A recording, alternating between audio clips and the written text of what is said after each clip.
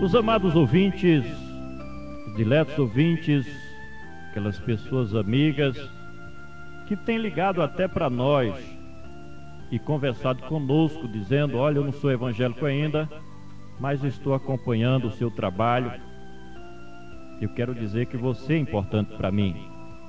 Você é um dos motivos porque eu estou aqui nesta emissora fazendo este programa, para revelar-te aquilo que Deus quer sobre a sua vida.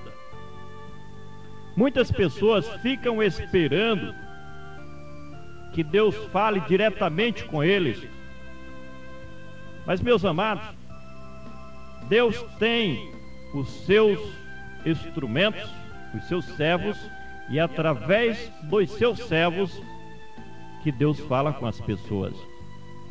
Eu me lembro que um cidadão taxista, eu evangelizava muito ele, e ele dizia para mim: não, eu acredito em Deus, mas Deus, ele vai falar diretamente comigo. E eu dizia para ele: mas Deus fala com você através de mim, Deus fala com você através de uma criança, Deus fala com você através das circunstâncias. Existem várias maneiras de Deus se comunicar com as pessoas. Ele dizia: não, eu só acredito se Deus vier e falar diretamente comigo.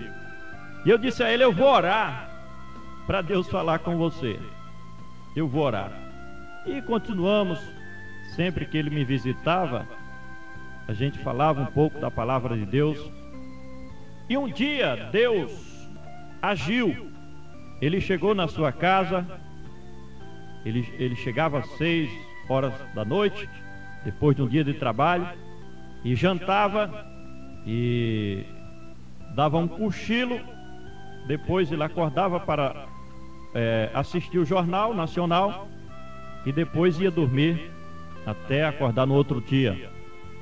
E uma certa noite, ele chegando em casa, o seu pai e a sua mãe estavam sentados na frente da casa, uma casa grande, e as luzes estavam apagadas na cozinha. Ele estava numa sala intermediária e tinha uma lâmpada acesa na sala da frente. Então, a parte de trás da casa do pai dele estavam as luzes apagadas.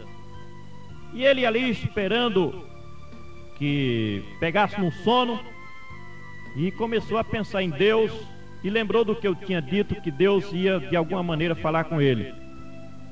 E ele estava com os olhos fechados e ouviu uma voz da banda da cozinha falando no seu nome, chamando ele pelo nome. Quando ele olhou para a cozinha, viu um clarão, e quando ele viu esse clarão, ele se levantou e correu. Quer dizer, Deus ia falar com ele, não sei como, se através de um anjo, não sei, mas ele correu. No outro dia chegou falando comigo, me contando este exemplo, e eu disse a ele: eu não disse que Deus ia de alguma maneira falar com você? E ali ele passou a acreditar que Deus se utiliza dos seus servos para falar com a pessoa. Talvez você já tenha dito que Deus não fala com você, mas é através da pregação do Evangelho que Deus se comunica com as pessoas. Eu tenho certeza, meu amigo, minha amiga, que de várias formas, de várias maneiras, Deus já procurou falar com você. E o nosso assunto, o nosso comentário, de respeito à escolha que o homem ele faz, as opções que o homem ele faz na sua vida. E a proposta de Deus é que o homem faça uma boa escolha, é que o homem ele escolha, em vez da morte, ele escolha a vida. Em vez de escolher o mal, a proposta de Deus é que o homem escolha o bem.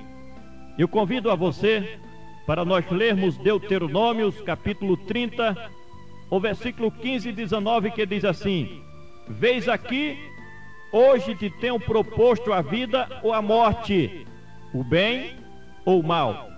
Os céus e a terra tomo hoje por testemunho contra ti, que te tenho proposto a vida ou a morte, a bênção ou a maldição.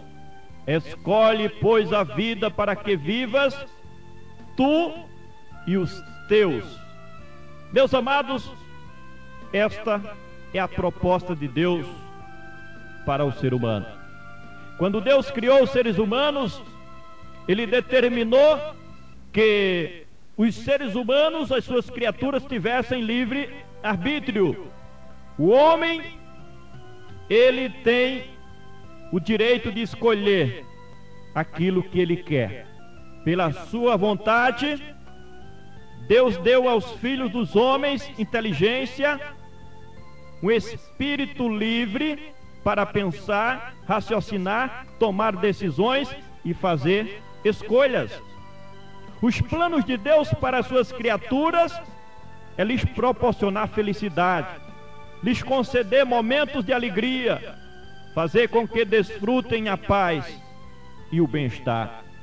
Deus não criou o homem simplesmente por criar, mas há objetivos, existem diretrizes, foi feito um planejamento. Os seres humanos é um projeto de Deus.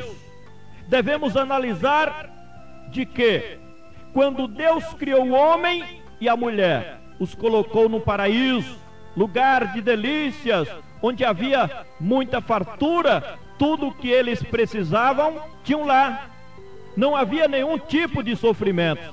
A proposta de Deus é a vida para o homem, vida feliz, vida abençoada, cheia de plenitude, vida de paz, vida de luz, vida alegre, vida de esperança, com muitas vitórias, com o homem sendo, na verdade, na realidade, um vencedor. O projeto de Deus é dar vida eterna a todos e a salvação, que é aquele tipo de vida sem a morte, sem as dores, sem choro, sem decepções, uma vida de paz e de alegria. O planejamento de Deus é que o homem siga o caminho do bem, uma vida correta, sem maldade, sem violência, com Deus no seu coração e amando ao seu semelhante. A vontade de Deus é abençoar os homens, abençoar as famílias.